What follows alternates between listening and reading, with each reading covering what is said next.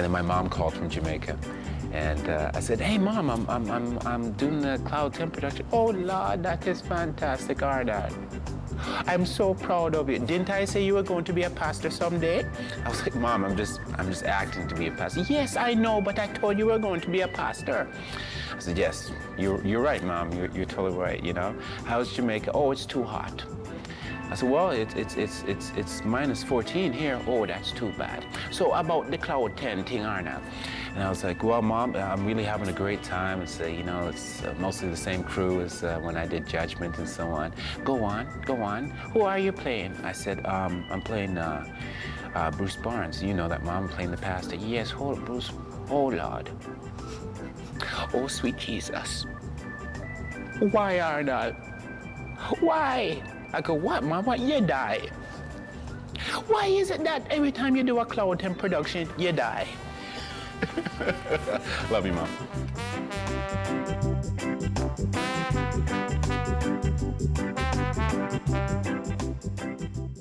There seems to be a real sense of family on this set, which kind of spoils me a little bit, because when I go work on other projects, it's like, well, wait a minute, you know? Oh, so great. And I have to tell you, the people are just so wonderful. As he said today, you know, each person in the crew and the cast, we all have our own point of view. We have our job, and so from start to finish, we see it from our point of view.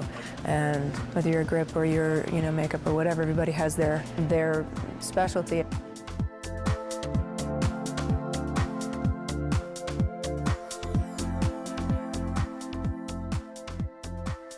Jessica Steen is someone that we've worked with before on a movie called Judgment, and she had a great role in that. One of the reasons that it was such a good role was that she really got to the bottom of her character. She made sure that not only did it make sense on paper, it made sense on screen, and she really believed in what she was saying. He knows I'm a stickler for details, so whenever I read any script, I'm always thinking, well, how did that happen? And why did, but weren't they there before that? And didn't they find that? So, he's just fun. He's really sweet about that. It feels nice to be a part of something that really means something to a lot of people. There's just a lot of love behind it. Laura, the young lady that plays my wife, is just absolutely fantastic.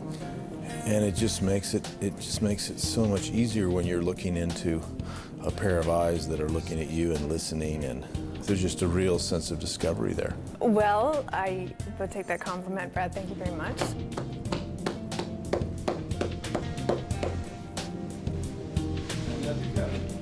All right. I feel like I should leave at this point. You know, granted, it's awkward. It's silly, actually. We were talking earlier about love scenes that we'd done, Laura and I, and just how you just get giggly. I mean, it really gets kind of silly because, you know, they want you to move it, you know, can we see the kiss? Okay, can you move your head just a tiny bit? All right, we can see your lips. All right, good. All right, now kiss there, please. Amanda is a woman who has been through a lot in her life, and through her healthier choices in life and in faith, she's come to the place where she is now. She's met Rayford, who, you know, I think she serves as his conscience to a degree, to, you know, help guide him and support him, but very much she needs him as much as he needs her.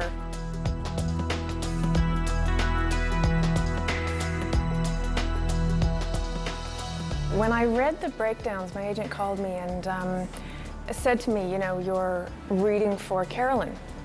And I read the breakdown and I thought, oh, I wish I was auditioning for Amanda, because that just seems more me.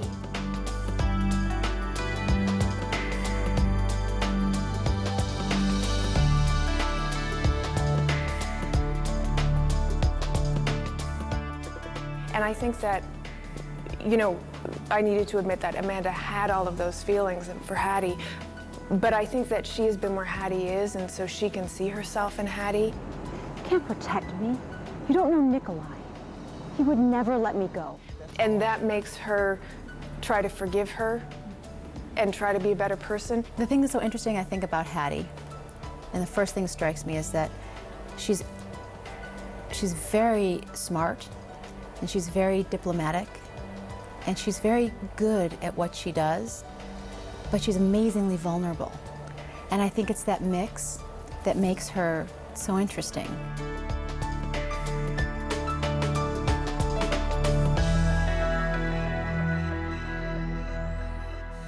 As you grow and mature and you start questioning things and opportunities come your way and you make good decisions, you make bad decisions. Thank God, I personally had a foundation of faith, and I think I began to seek that, to search that out more as I got older. Chelsea Noble, she amazes us every time how much she gets into the role of Hattie Durham and how she's willing to play with her character, which is very different from her real character. Yeah, I have a very glamorous life. I drive a 15-passenger van. Just slide open that side door, and all my little ducks come out. I'm a mom, I'm a mom, and I'm totally devoted to being a mom, and I love it. I don't see Kirk and Hattie going together. No, I don't think I don't think Nikolai would go for that. One of the easiest things on this movie was the Tribulation Force and the returning cast. A lot of times when you're looking at a movie, you have to cast everyone from A to Z.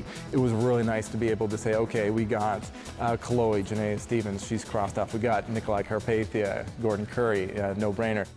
I don't know of a global conspiracy. The only global movement that I know of is that of bringing people together. A common cause, one world religion, one world economic power, to bring people together. There's a lot of latitude with Nikolai. We've toyed around with 3 different directors that have worked on the 3 different movies, and what to do and how to show who he is and isn't, and how he speaks with languages that he has knowledge of, with people that he's traveled, met in his travels. Tragedy. A deadly virus which has recently broken out apparently in the Christian community.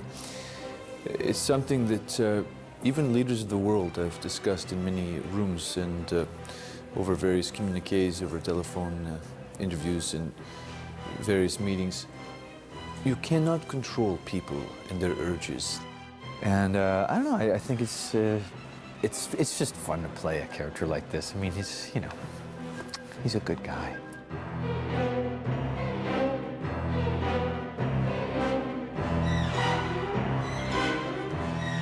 He's clearly misunderstood. Nikolai is clearly misunderstood.